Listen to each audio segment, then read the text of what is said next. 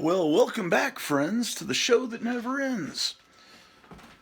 We're here once again in Rural Retreat, Virginia, at the historic Hotel Orloff, where we're going to have music and fun, and if you're not careful, you may learn something before it's done. Learn something completely useless, but something all the same. Let me plug this phone in. It's low on power. We used to have fancy RCA videotape cameras, but now we use an iPhone to record this television program, and because the economy is not what it used to be, ladies and gentlemen. Okay, well, so what's been up? It's sunny Saturday. It's 10 o'clock roundabout in the morning. So let's look at some comic books. Oh, tomorrow afternoon, Sunday, I guess that would be March 3rd, Milton Knight, the famous cartoonist, will be coming on this program live. You can tune in tomorrow afternoon, and you can even come on and ask some questions. Milton Knight's famous for some great comics and animation. He does great paintings, and normal people know him as the guy that invented some character in Sonic the Hedgehog that should have made him a multi-millionaire. I think his name is Robotnik or something, but anyway, I'm not even going to mention that to him because I don't know anything about Sonic the Hedgehog. But anyway, so, and that's not how he should be remembered for sure. Historically, that is. Well, let's look at some Charlton Comics. I was showing some Charlton Comics on the Four Color Fossils Wednesday night. And I was going to show some more, but the show, I think, ran long, and I kind of just popped off in the middle of the show, and I was spouting off some stuff about how much I hate 1990s comics while someone else was showing comics that they loved from the 1990s, and I went upstairs and I showed my wife what, because she hadn't been watching. I said, well, did I come across as a complete a-hole? She said, well, yeah, you kind of did, you know. And I said, well, that's not my intention. I just hate 1990s comics so much. I wasn't meaning to offend anyone. It just, well, basically, if you don't watch that show, one of the Four Color Fossils was showing some comic book from, I guess, the 1990s, and he was explaining that in this comic, I guess Rick Jones, who had been the sidekick to the Hulk, and Captain Marvel and Captain America, he was like a sidekick to just about everybody. He was like a Robin that just went to all, was a sidekick to everybody.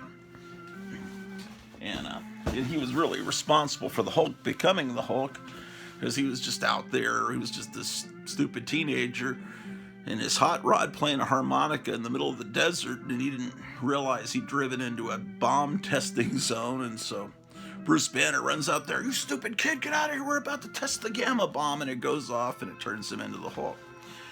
Anyway, so apparently in this comic in the 1990s, they've decided Rick Jones is getting married. I didn't read comics for the most part in the 1990s. I was reading, I'd gotten so sick of Marvel and DC that I started reading stuff like Hate and 8-Ball. I was talking to Meyer Greenblatt about this. He was doing the same thing. It's just the comics had gotten, in the mid-'80s, Watchmen came along. I thought, that's cool. And Dark Knight, I thought that was cool. I didn't expect that the whole comic industry would just completely become that. I thought this is just some little experiment that they did, and it's really neat. But all of a sudden, everything became dark and brooding and horrible.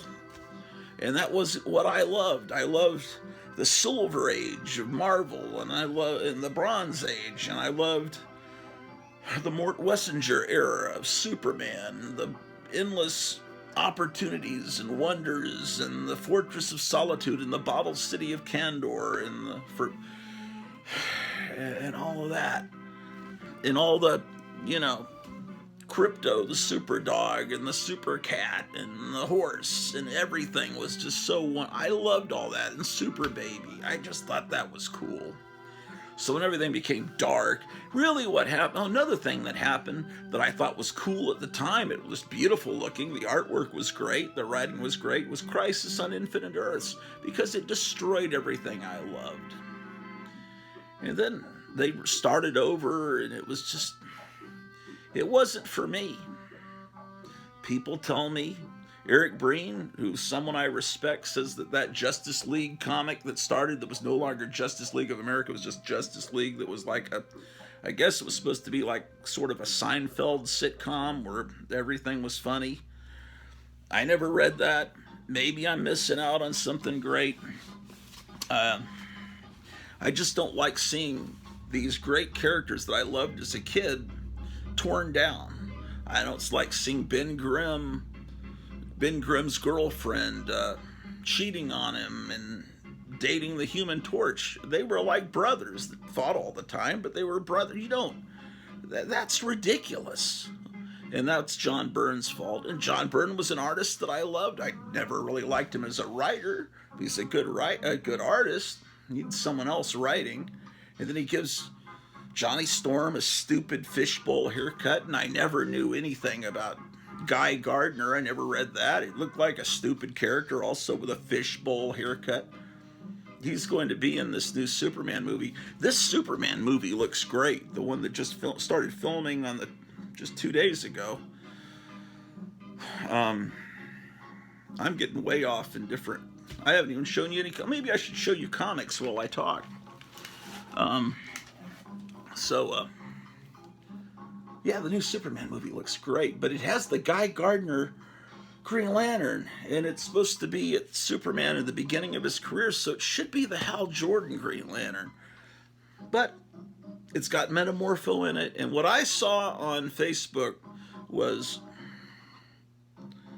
what is her name? Rachel Borisenko, I don't remember her name, that played the marvelous Mrs. Maisel. That actress is beautiful and so expressive, so much personality. It's just her kind of looking at the camera, and the John Williams Superman music's playing, and she's just kind of like waiting impatiently, and she's got so much personality without even hearing her voice, just her smile. She's very engaging. The lady that was playing Lois Lane in these Zack Snyder movies never registered with me as a beautiful woman or an interesting woman. She was just blah. Same thing with the guy playing Superman. All these people love him. I mean, I guess he looks like Superman, maybe it was the director's fault that he never smiled. He was just this brooding guy. I could care less about any of that. But anyway, she just sitting there, and then all of a sudden, the guy playing Lex Luthor leans in, and the guy playing Superman leans in with a beanie on, so you can't see how his hair looks as Superman. This is on the first day of filming, and then she starts laughing, and it's just like, so you see the trio for the first time in this little short video. It just looks amazing. She's a perfect Lois Lane. He's a great Superman. He's a great Lex Luthor. Let me figure out my way back to what I was talking about. So how did I get to that? Okay, so that's it looks like this is going to be a good adaptation of Superman. I'm very encouraged. Oh, because I was thinking about Guy Gardner, a character I don't understand, because I don't know why anyone would want Guy Gardner when you had Hal Jordan. I'm sure I just don't understand it, because he's an ugly-looking character. Maybe he's really funny or interesting in the comics, but I don't read comics when the art is... never mind. So, yeah. Oh, okay, so there I was in Four Color Fossils, sitting in this chair where I'm at, and someone shows this comic where it shows on the cover Captain America kind of looking between his fingers and all these other superheroes. They're at a bachelor party, right? And they're watching a stag film, and apparently they realize that it's because Rick Jones is getting married. And then they see, oh, the girl in the stag film is Rick Jones' soon-to-be bride, and that's supposed to be funny. And I heard that, and I said, what? I thought, what? And then I just started spouting off, and I shouldn't have, because, you know, and when I watched the replay, I realized that he said, this is one of my favorite stories, and I didn't, and it just like said, man, I said, I feel like joining with Frederick Wortham. I'd like to make a bonfire of those 90s comics. And what else did I say? Something like, oh man, what all, I just keep getting myself in trouble. And I just said, that sounds terrible. That's like the beginning of all the horrible stuff that we're inundated with in our culture today. It just, everything has to be brought down. And it all started really with Watchmen, and it's like, okay, this is because these ultra left-wing writers, they think, well, these superheroes really are fascist, and I should take them down a few pegs and show them how horrible they are in my novel Watchmen. You know, these warlocks, British warlocks that came over and started writing comics in the 80s, and you know, I just like my superheroes pure, like the Golden Age, or, you know, up until, you know, something happened about the time I was in college, and all of a sudden everything became dark. And these people that were born a few years after me, they came of age reading comics in the 90s, and they think it's great, but man, I can't stand it. And I just opened my big mouth, and I just thought, oh, I was embarrassed, and I just clicked off. It just went off the show. And then I texted Meyer. Did I come across as an asshole? I texted Graphic Man. I'm sorry, man. I can't take it, man. I can't take the 1990s. And then I was looking at this. I was pricing these comics at a store, and I run across this John Byrne Superman, and it's like Superman and Big Barda are about to make a porno film. It's like, what? What insanity? You don't put that stuff in comics. Comics are made for kids. They've always been made for kids. And you think, well, no, kids don't read them anymore. Now they're read by, 90-year-old men. So, well, then just stop making them, man. Don't do that. I mean, we're such a young country. We don't have like Britain has King Arthur, you know, that goes back over 1,000 years, you know. It's like, you know, they've got these cultural heroes. What do we have, you know?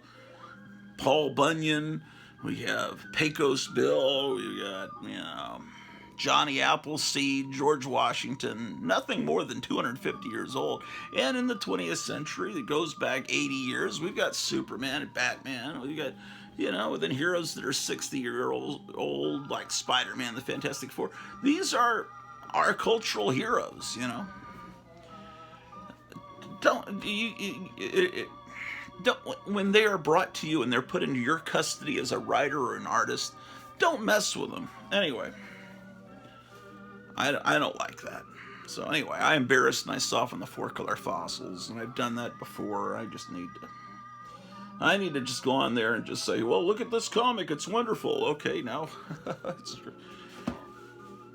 Sometimes I just feel like I got to speak up with all this moral depravity around us and how the country's being brought down. It just seems like we're under assault and we're under attack, ladies and gentlemen. And I just feel like I got to say something sometimes, but maybe I should just say it on my own show, as my wife was pointing out, rather than, but, I don't know. Just embarrassed. But, as I look at these old comics, there's a church that's been for sale, not far from here. An old church, old-timey church, and, they're kind of selling it. Well, you could move in and make it into a house. Well, It's been for sale for a couple of years. I don't know how long. It's always been for, as long as I've been here. Been for sale. Then I was driving by the other day. There's an old-timey antique plow in front of it, and it no longer has the for sale sign. I thought maybe someone's moving in because I saw lights on inside of it. And I asked someone at work, and they said it had been bought by this lady that used to run the coffee shop about half a block from here. This coffee shop where Vivek Ramaswamy was talking a few months ago. And she always had all these antiques for sale in the room next to the place where you could eat sandwiches and drink coffee. And she had really cool antiques and cookie jars and stuff. And they sold candy, cigarettes, and stuff. Boy, I look bad. Look at these dark rings, man. I'm just not getting enough sleep. And I was talking with her. She's a big collector. She has every Barbie. Back to when did they start? 1958 or something. She has every single Barbie. And her husband's the only veterinarian in town, so they collect. You know, I talked to the vet when I took my dog in, and you know, they both understand the collecting bug. And so I was talking to this person. They said, well, this lady has bought that church. She no longer runs. She's handed off the coffee place to one of her employees who's now running it. Now she's doing a new venture, which is turning this church into, I guess it's going to be an antique store. And with her taste, it should be a pretty good antique store. So I'm looking forward to that. So we were talking about antiques, and I said, I collect a lot of antiques, and I collect comic books. And this lady says, oh, I've got a whole closet full of comic books that, you know, that my son doesn't want, that were handed down from her husband's brother. And I said, well, what time period are they from? Oh, like 1970s. And she's apparently going to bring them on Monday. So maybe it'll be, we'll see. Sometimes people think it's 1970s, and it turns out, watch it be 1990s. That would be the perfect karma for me acting like an a-hole on Four Color Fossils the other night. It's like, oh, here's a bunch of 1990s comics. Watch me pull out that Hulk comic where they're at the stag party. You looking at the... Don't do that to Captain America, man. Captain America is iconic. Yeah, I'm supposed to use iconic, right? That's a cool word. So anyway, there may be some, I may have a haul to show Monday of some 1970s comics. We'll have to see how that turns out. And Steve, Charlton 66 is his YouTube name. He was also on that show. And he showed me a picture. He sent me a picture where he's got a stack about this high of like Charlton Comics and who knows what he's sending me. Said as soon as I can find a box. And so that'll be a show. He's the nicest guy in the world. He sent me so much cool stuff, man. It's great. It almost brings tears to your eyes how nice it does. It doesn't almost. It brings tears to my eyes that I've got such wonderful friends. I just wish all my friends are other parts of the country, you know. But that's all right, you know. We have the internet, at least for now, until they shut it down. They tried shutting the internet down the other day as a test. Wait till they shut it down for weeks all over the country. That'll be interesting.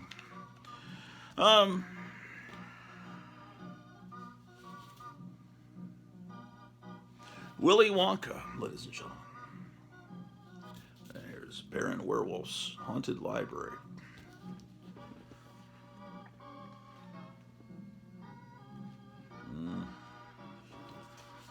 Rub the Buddha for money. I wonder if that really works, man, because I could use that.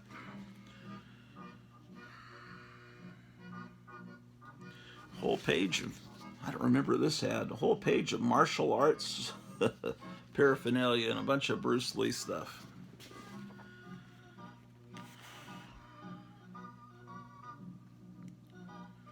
$1982.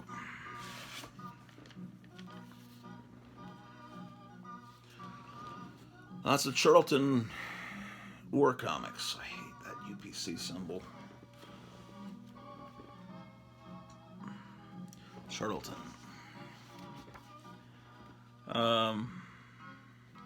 Yeah. So, James Gunn, I have confidence in him. He made a really great movie, Super. I liked his Guardians of the Galaxy movies. What else has he done? I liked his Suicide Squad movie. I'm trying to think, has he ever really let me down? I don't like his history of tweets on Twitter. I think he was trying to, when he was younger, he was trying to be edgy and funny, like in a Howard Stern way. And I think he might have been trying to make fun of people in Hollywood and their proclivities. But since he wrote it in first person and the jokes weren't really funny, that really, it really did bother me. They got him fired from Disney for a little while until they realized they didn't have anyone else that could direct Guardians of the Galaxy 3. And look at that. You can replace my head.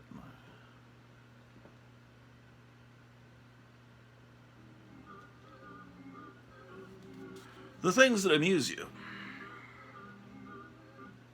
The terrible fears of PFC Bolton. Well, what did I just say there? What was that? Completely ripped off the Superman logo. Super gifts and gimmicks. Boy, can you really just get away with that? I mean, that's like literally just the Superman. It's not even changed at all. It's not Johnson Smith. It's Fun Factory Department, Inglewood, New Jersey. I wonder if that's the same company.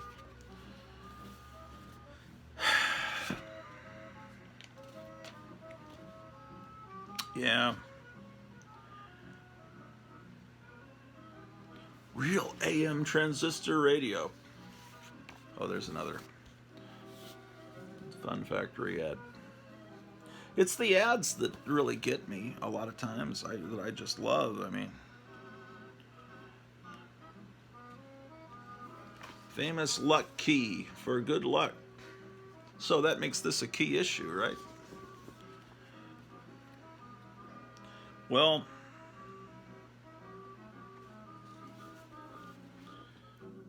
I don't know. Why do I act like such a jerk on these live shows? I'm sorry about that, man. I didn't mean. Hopefully, Howler Mouse was laughing, so I guess he just thought I was kidding, because everyone loves 1990s comics. I didn't want to hurt anyone's feelings. I never do. That's not who I am. But I get so angry at the degradation of our culture and our country and everything. It's just. This was a childhood copy. This is the first one that I bought off the rack here. I need to have it in a bag and board. Someday I'll buy some bags and boards. Well. So anyway, I'm just having fun looking at comics, man. That's what I'm doing to cheer myself up. I mean, things.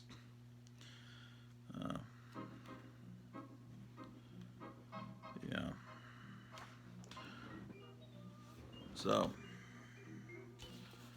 there are all these fires in North Texas, right? And Biden was saying, well, that climate change. And they said, I saw it from above, and it's weird how some houses were fine because of their roof. And it's like remember what happened in Maui with what was it? Any car that was blue or any roof that was blue, they were magically not burned. And they said, well, that means that there are lasers from space doing it. Well, hopefully they're not doing it again in a second. No, it was climate change, yeah.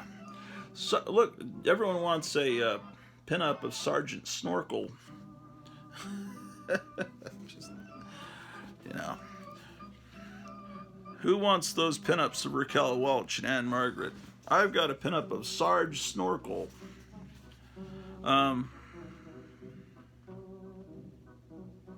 Dog tags. Just in case, you get fragged in the next war. you can, you know, as they say, there's a civil war coming, right? You'll have these dog tags to be identified. I'm the class of '74, or help, I need loving. Join the professional team, PTS, Peace Officer Training Service College. PTS, that's hilarious. Remember, there used to be this weight loss. They used to advertise it in the middle of the night on the Larry King radio show, and it was called AIDS. It was spelled AYDS. This is back in the early 80s, and then AIDS came along, you know. And it's like, suddenly, it's like, oh no. I guess we need to change our name. But yeah, PTS. When did PTSD start being? When did that acronym start? I don't know. Oh my, there's moisture damage here. Hopefully, it's, you always wonder in these comics that have not been in your custody since they were new. It's like, is that piss? I hope some baby didn't piss. Here's stuff you can't do anymore: is sell German paraphernalia in a comic book. Achtung! Yeah. How to make others secretly do your bidding with the automatic power of automatic mind command. Do you ever think anyone's ever really read all this text? Maybe if you're on an airplane or something, really bored. Ooh, John Severin art. Around this time period, Charlton realized, hey, we've had some artists that people really like, that collectors like. And they would have all John Severin, all Steve Ditko issues. Oh my gosh, Fun Factory really needs to get some better artists. It's like he's in an electric chair. Look at this guy. Yeah. Oh, I had one of these, man. Switchblade comb. I think I may still have it somewhere. Will I ever be able to find it? I don't know. But anyway, I'm hoping to do this tonight. I've been talking about this concept for years. There's a historic comic book store in Mesa, Arizona called Gotham City Comics, run by the famous Kevin Johnson. See, all Severin issue. Anyway, he was telling me, if you want to actually get more subscribers, like what am I at, $6.99?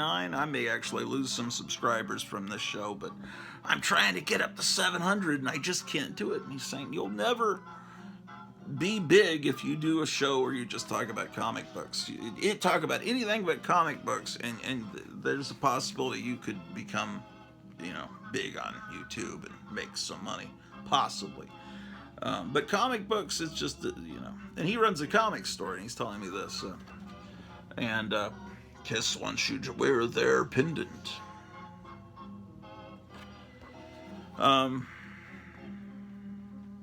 At the time that Kiss was popular, I thought they were terrible. And then it wasn't really until the early 1990s I realized, no, they were wonderful. And I became a big fan then of their 1970s stuff.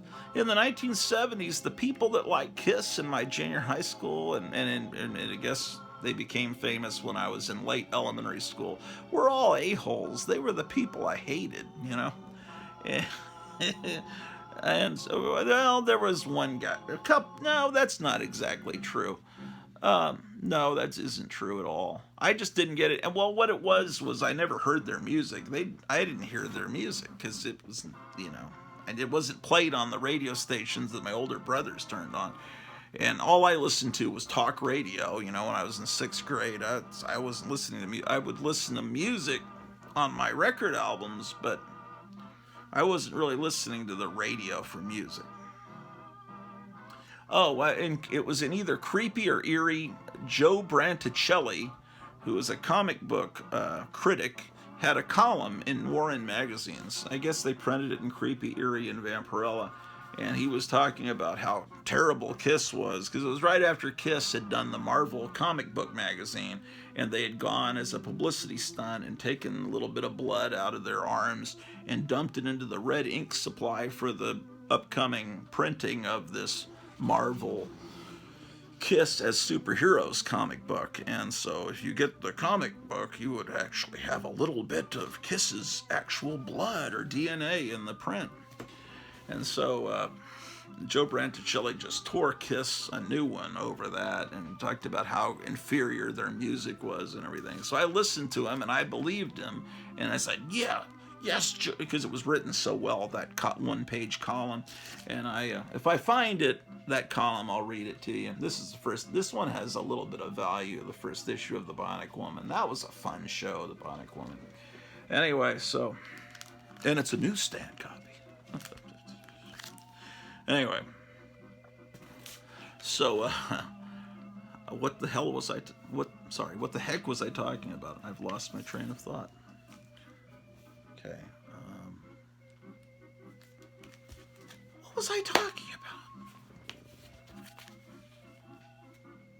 Oh, this was a gift. This one was a gift from Graphic Man. And I can instantly tell because Graphic Man, look at this, he prints out all the details on the back. This is how professional YouTubers do it. They have this little cheat sheets in the back, tell you everything about them. So, it's February 1964. You know, these guys hold up comics and they can tell you, this is from February 64. And sometimes they'll be able to tell you who the artists were and everything because they got it either written by hand on the back, or in this case, he's big time. He's got everything printed out computer-wise. Okay, I was talking about something. Here's another copy of Black Fury. Man, I was on a roll too. I was talking about something.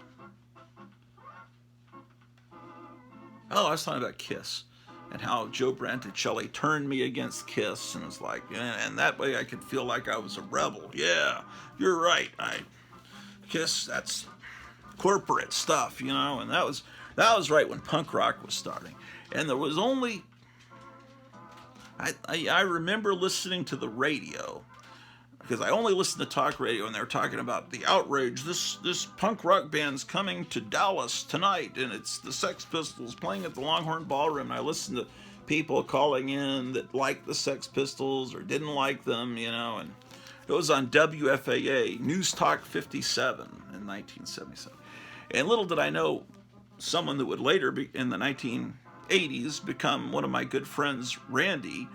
He was older than me because I was class of 83. He was class of 76, I think. So he was older and, you know, and went to the Sex Pistols show.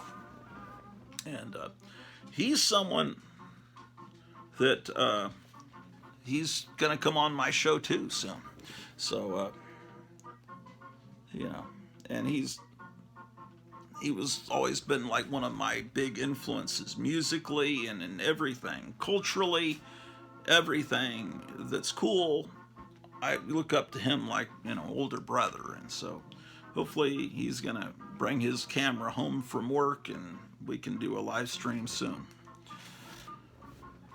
Oh, I remember. I've been trying to talk to my wife about this concept. That's what I was talking about. Another thing I was talking about is people. Oh, that's why I was talking about okay. I was talking about you're never going to become rich talking about comic books on YouTube. And not this kind of comic book. I mean, if you're talking about, yes, I've just brought my slabbed comics back from Slab Central, you know. Those people love that. Idiots love that. But people that play video games online get millions of views, right? Well, what I thought, well, no one's ever played board games online. And I thought, I'll do that with my wife. I'll put the camera pointed at the board, the board, and we'll play a game. It's some vintage game. And you'll watch the game and you'll see how it's played. And And you'll also hear us talking about God knows what while we're playing the game. And that'll just, I wonder if that would take off. And anyway, this is a childhood copy too. I remember. I need to open this to see when it's from. So I had that idea. I don't know if anyone's on YouTube has ever done it, played a whole game on YouTube. We could even maybe live stream it. And I was thinking of doing that tonight, but I got to pick a game. I've got all these board games. You know, my wife and I, you need to figure out, because there's not much to do in town. There's one movie theater. There's a movie that I was mildly interested in playing tonight, but then I see all these bad reviews. It's called Argyle, and it's by the guy that made Kingsman and Kick-Ass. And I kind of wanted to like it, but we don't have enough money to be going to a movie. Yeah, my wife's getting our taxes figured out today, and we'll see. Captain Strangelove was showing these Flash comics that he had. He has 5 1960s Flash comics he's getting rid of, and he's selling for like $80 or our best offer. And it's like, I wanted to get those, and I realized I can't do that. And maybe when I get the money from the IRS, but then maybe not even then. And I'm sure he's already sold them. Anyway, that's I don't know. Maybe things will get better. Anyway, I love the smell of this comic. And this is part of my childhood. Let me see when it came out, and I'll be able to tell you how old I was. Oh, man. July 1970. So, I was born in 1965, so I was 5. Yeah. July of 70. Okay. Well, I was about to go into first grade. I just finished kindergarten. I had a rough time in kindergarten. I did not like being in school, and I rebelled, and I remember being in the principal's office a lot. And by first grade, I had learned to be sedate and accept my fate that this school was where I was going to be. Charlton, a life-size inflatable doll? Seriously? You're selling this in a Bullwinkle comic, man? I salute you, Charlton. You're insane. I kept this in pretty good shape for a 5-year-old. Look at this pinup. Charlton provides all the pinups for. Oh man, you could get a ring and a Bullwinkle fan club card and these sweatshirts with ribbed collars and ribbed cuffs. Man, unbelievable.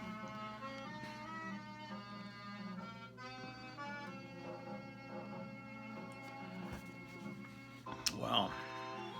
So, what game would we? I gotta set it all up, and I got the tripod kind of put back together with duct tape. So I ought to go in there and look and see what games I've got, and maybe you guys could tell me what game you'd like to see us play. Here's Captain Atom reprint from the late 70s. It's from Modern Comics. And here's a real Captain Atom comic that's not a reprint. I like the strange suspense stories. Because Marvel had Strange Tales and they had Tales of Suspense, and so it's a.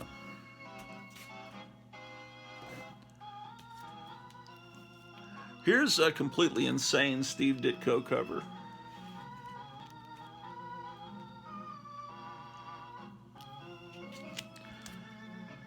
And this issue of Charlton Bullseye always makes me think of the Scarlet Witch mixed with Medusa.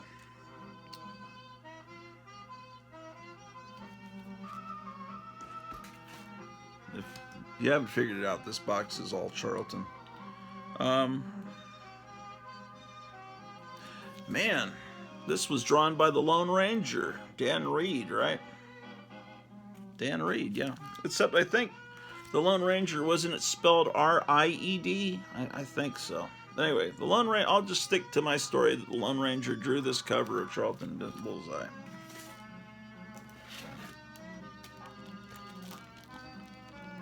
This is Charlton Premiere Presents Trio. The last time Mort Todd was on my show, man, that was at the height of the pandemic, and I was still living back in Texas. That was a good, probably 3 years ago.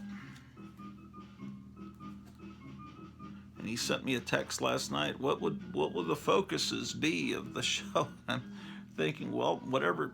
Tell me what you'd like to talk about, because I never have a focus to my show. My show is, I didn't say that part, but I just ramble. But, you know, it's like, well, obviously,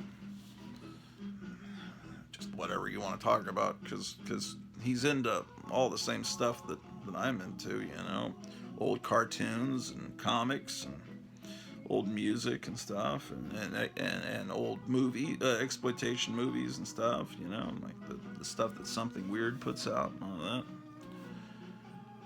that. This comic store owner thought, you know, why would you be interested in this comic? It's got this horrible sticker on it. And I thought, well, that sticker's kind of interesting. Special, I think that's from Kmart, actually. It's got a Kmart sticker on it, you know. It's like, you know, it's obviously not in very good condition, but look at the cover. Look at the great illustration. And I love that it just says, Read Comics. That's brilliant. So I don't know, how do you explain to someone that just doesn't get it why these comics are wonderful? I don't know how you don't get it, man. I just don't. It's scary. Creepy things. Read Comics.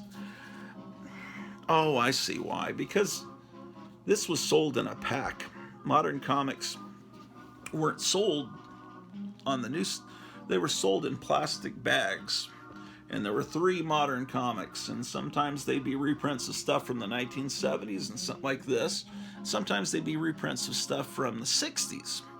And where on a reprint of Captain Atom, it's not going to have the UPC, but one that has that, they just covered it up with Read Comics. And then they have new ads, modern comics. I mean, this is skateboarding, which this issue of Creepy Things was originally printed in 1975. It was reprinted in 1978. And by Modern Comics, and I remember buying these Modern Comics. I bought them in bags at the PX in Carswell Air Force Base in Fort Worth, Texas, as a 78. And where in 78 would this be? Doesn't tell you. Well, I probably was in 7th grade. I couldn't drive, and I wouldn't have been able to drive on one Air Force Base, but my father was a retired full colonel, Army full colonel, so when you can drive onto any military bases, and they would salute. It was always so cool when we drive in, the guy would salute my father. It's like, wow, this is kind of neat. And then you got to go to the PX, and then the commissary was like this giant grocery store where everything was cheap and no tax. And the PX was like this giant department store where everything was cheap and there was no tax. So there were no tax on your comic books. So that's,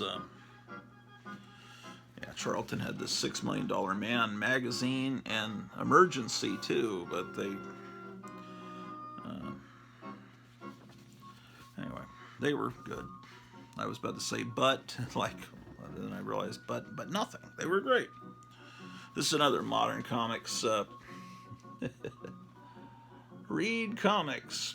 That's brilliant.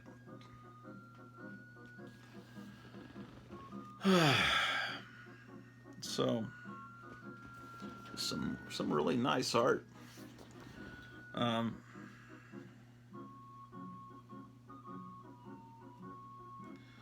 So, How about I just tell you my life story? My earliest memories are of San Antonio. Speaking of, I was just thinking about the Crypt Keeper of Castle Hills in San Antonio. I was thinking about him this morning and how I should give him a call. I may actually, about the time this show gets uploaded to YouTube, I may be on the phone with him and talking with him, because I think I'll call him this afternoon. So it'd be weird if he's watching this show and I'm talking about calling him and then the phone rings right at the moment I'm talking. That may actually happen. I love that raw, gut-ripping action. What would you think if you were... Because this came out in the 60s, so those World War II vets were in their, 40s, and you see your kid reading a comic, raw, gut-ripping action, and then you remember... Gosh, I remember seeing my friend's guts all over the beach. It's just like, it's just like, shit. It comes across a little rough. But I'm sure the guys writing and drawing these Charlton Comics were World War II vets also, but it just seems a little insensitive. It's like, bayonets ripping out your guts in this issue, kind of stuff. Here's Doomsday +1. How about that, ladies and gentlemen? The way that's drawn, it really looks bright. It's like you look at the comic, and it almost looks like it's, I don't know, I guess just the way they darken the cover, and then this is super bright. It's really well done. Oh, I have two copies of this, and that doesn't mean I'm selling it, but it's just like, what is it? A Missing Mars. Whenever I show I have two of something, he always puts a comment down. I'll buy it for you. I just don't sell comics, man. I just don't. I should. Just wait a few years till I croak and my wife's gonna have to unload all this stuff. Just don't take advantage of her. Give her a fair price, guys. I don't know how much longer I'm gonna be around. I guess I'll probably outlive. Who knows, man? It's just some days I feel like, man, can I make it? Been some. Don't get worried about me or anything. It's been some high stress moments lately. Don't worry about me. I'm all right. There's nothing. This is Doomsday +1. This one I bought from the newsstand, and you can see why, because it's just, I was a Planet of the Apes fan, and this almost is. Planet of the Apes didn't invent this. I mean, this was, oh man, I don't want to use that word trope because you sound like a egghead when you say it, and I'm certainly not an intellectual. I'm a fool. I'm a pure imbecile. But the Statue of Liberty in the sand is something that's been on a lot of pulp covers over. And so when Rod Serling wrote that as the shock ending of Planet of the Apes, the 68 Planet of the Apes, it was brilliant. But it had been seen before if you were a longtime science fiction fan. And of course, the first issue of Commandy, this kind of looks like the first issue of Commandy, basically, where Commandy was in a raft going right by the Statue of Liberty. So when you think about that last scene in Planet of the Apes, the Statue of Liberty is on an island, like little, right next to Manhattan, right, New York. So you realize, that statue was just knocked to the beach, and the entire city is completely gone because it was just the wilderness, and so that's part of the drama and coolness of that. Anyway, so I was born, and I remember my earliest memories are playing with Tonka trucks on the back porch that was screened in. They don't have screened-in porches anymore. The smell of the screens. Do you remember that smell of the screens? Maybe it was the screens rusting. I don't know. But I remember that smell. I remember this must have been, maybe this was the house we lived in on Olney Street in San Antonio. And we were in San Antonio, and then we also lived in a base housing there. I remember we lived in two houses in San Antonio before I was 5, and I remember there was an alley behind the back fence, and I just remember trucks going down that, And I remember they sounded different than the trucks today, because it was, I guess they had stick shifts. I just remember as a kid when I was playing with those Tonka trucks, I would make this sound,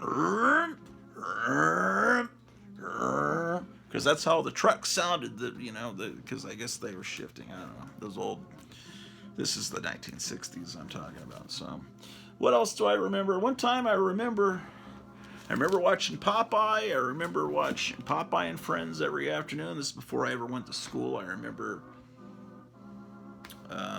my mom watching General Hospital. I remember the mailman coming every day, and I was waiting for the mailman. That was exciting. I remember... You don't really remember much before you're 5. I remember getting a Batman and Robin hand puppet from my grandmother. I remember that. I remember my brother falling down the stairs. That was memorable. And then, seeing my older brother in agony because I guess he broke his leg. That was something I remember. That's kind of hard to forget. But then we moved to Germany. And we were stationed at first we were stationed in Landstuhl.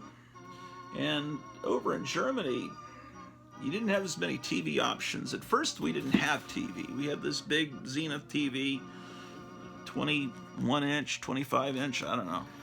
But we never turned it on because we knew there was no television to watch because, it was too far away or something. There was German television, but they spoke in German, and the American station was too far away.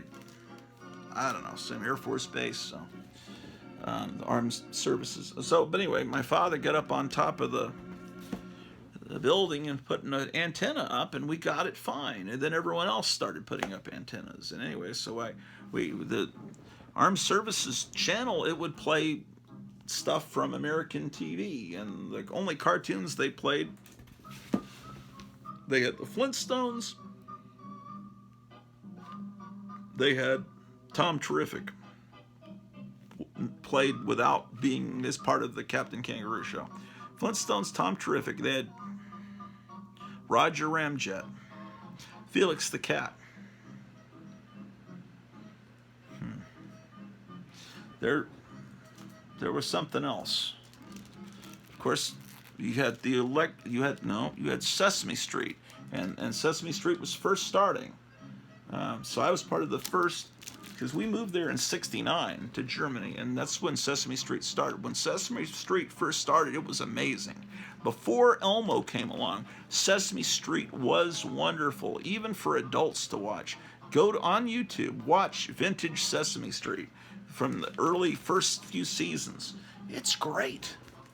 They even have Superman and Batman appear, animated by the Filmation people. It's great. It's great. No question, it's great. The music, everything. I just recently got this copy of the first issue of Eman. And then this is this one I've had since it came out, this Modern Comics reprint of the first issue of Eman. Okay, this was not long after Elvis had died that this came out. But yeah.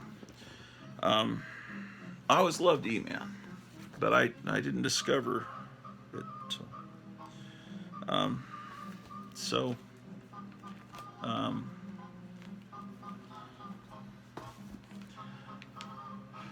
in German language, but if you turn to the German channels, you could get Porky Pig and Friends that had that great theme song, but it was in German, and you could see, what was that? These little German elves would appear, little tiny cartoons that would appear. Saturday night was like a 2 or 3 hour block that was nothing but American commercials. They thought our commercials were so cool. It was like Saturday programming where it was just all nonstop American commercials. And every other commercial, they'd have a little, maybe 7-second cartoon with these German elves doing some pratfalls or something. And I've forgotten their names again. But I used to have a little vinyl figure of one of the elves. They all had different colored little hats. They looked like those, dwarves. And the Smurfs were big. I got some little Smurf toys, and I thought when I moved back to the States, no one knew what those were until the late 70s when the Smurfs came over to the United States. And then I already had some Smurf toys from when I was little, and it's like, oh, I know what that is. This is my first exposure to Eman. I bought this one off the rack. It's Eman number 6. So this is my childhood copy, so this means a lot. It'd be nice if it doesn't look like it means a lot to me because I don't have it bagged and boarded, but I will soon, someday, you know. I don't know. That's what they all say. Okay, and then this one is number 7. This one I did not buy at the time. Bought it later. And I don't know how many issues Eman went, but then Eman came back from First Comics, and this was a direct to comic book store thing. It came back in the, let's see, what does that say? I think that says 1985. About 10 years later, Eman comes back, and same artist and everything. Here's these ones I bought when they came out at Lone Star Comics. So it's just fun stuff.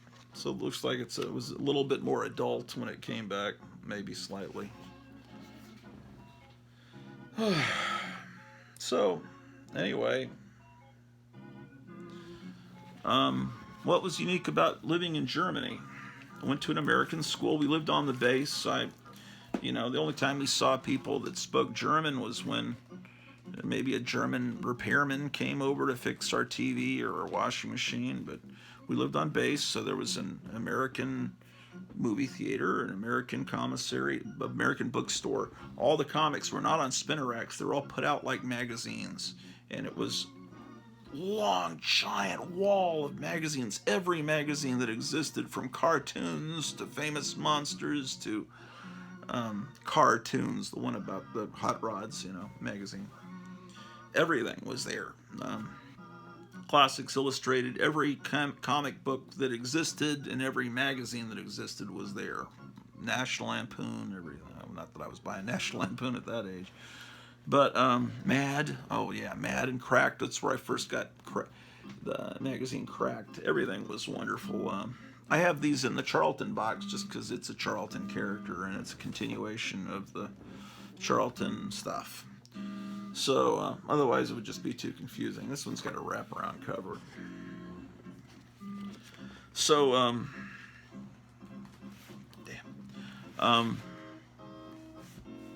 I should write out notes, before I tell you the story, because I'll leave stuff out. But I remember how.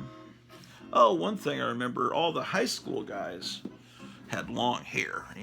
The sons of the guys in the army.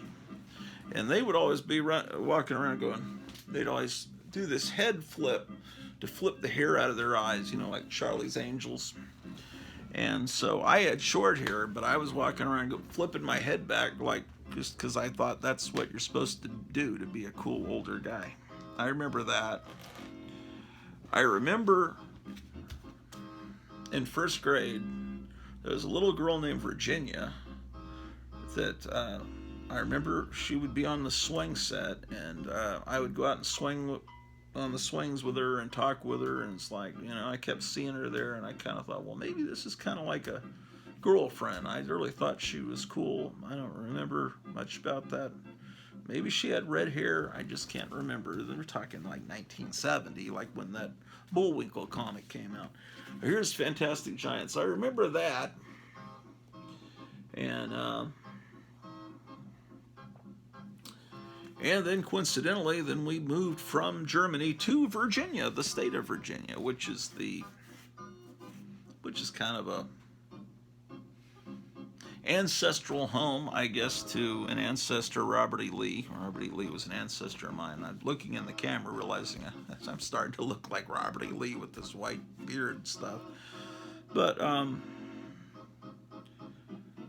at least, that was the family story, is that we're related to Robert E. Lee, and that there was an ancestor named Lily Lee that was marched around in parades, And then that's from my mother's side, and her side of the family was part of the original 300 families that came to Texas. They call them the old 300. I bet Charlton 66 has this. In fact, I think I've seen them show it. It's they used to advertise it in Charlton Comics. It's comic book guide for the artist, writer, and letterer. Wow.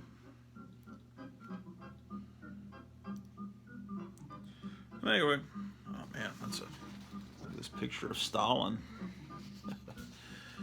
So, what can I say?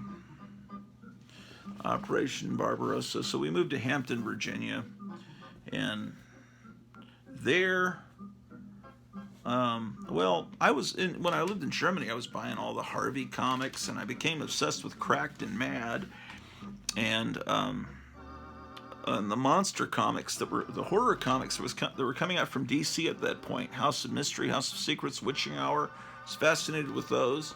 Superhero comics, I think I had a few. I had the Batman issue with Two-Face with the ship, you know. That copy didn't survive, but I bought one later. That one with the first Silver Age. Well, that wouldn't have been Silver. Well, it's debatable whether that's Silver Age. To me, I still consider it Silver Age as long as DC was selling for a quarter before they went back down to 20 cents. Anyway, whatever, dude. And then Hampton, Virginia, that's where I started buying lots of the Marvel horror that started coming out. That wave of Marvel horror, Werewolf by Night. Got the first Ghost Rider, both of the first Marvel Spotlight that had Ghost Rider, and the first Ghost Rider of his series. I bought them off the rack at 7-Eleven. I was just mainly into the horror. If I got a superhero comic, it was just because there was some monster in it. I got a Marvel team up with Spider-Man just because, Werewolf by Night was in it. Or, DC's The Demon, the Jack Kirby comic, but mainly I was into the horror and the stuff like, and I'd buy Archie and stuff like that. But then we only lived in Virginia 1 year, then we moved to San Antonio, and that's when, right at the end of third grade, I think the Marvel Treasury Edition #2 of Fantastic Four, reprinting the Silver Age Fantastic Four stories with the Galactus trilogy was in that, and that's when I realized the superhero stuff was amazing, and I started buying the Marvel superheroes. By fourth grade, then Origins of Marvel Comics came out, and I just became huge into Marvel there. Fourth grade was exciting because Atlas Comics started, and I thought I was on the ground floor of a new company. Of course, didn't last long. Then we moved again to Washington State, to Tacoma, where I was exposed to